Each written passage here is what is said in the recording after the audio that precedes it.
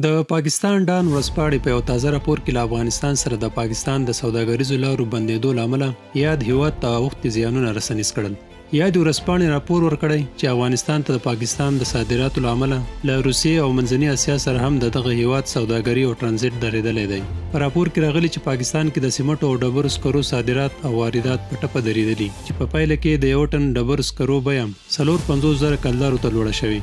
دغه راز پاکستان مجبور شوی چې په کلني ډول د خپل 4 میلیونه ټنو ډبرو سکرو د اړتیا پوره کولو لپاره د افغاني ډبرو سکرو پر ځای د سویلي افریقا، اندونیزیا او د موزمبیق هیواد سکرو ته مخه کړي.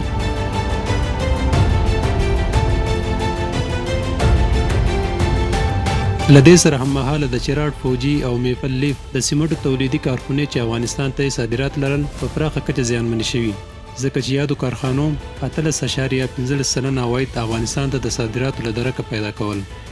د راپور له مخې د 1.8 میلیارډ ډالرو په ارزښت د صادراتو له جملې 180 میلیونه ډالرو په ارزښت درمل افغانستان ته صادرېدل چې اوس مهال په ټپه درېدلي دي.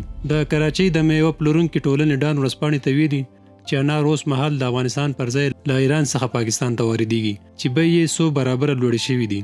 دا مهال د پاکستان په بازارونو کې 10 کیلویي کنټر انار په 450,000 کلدارې پلورل کیږي او په دغه هیواد کې د سبزیجاتو بازار د سقوط له ګواښ سره مخ دی.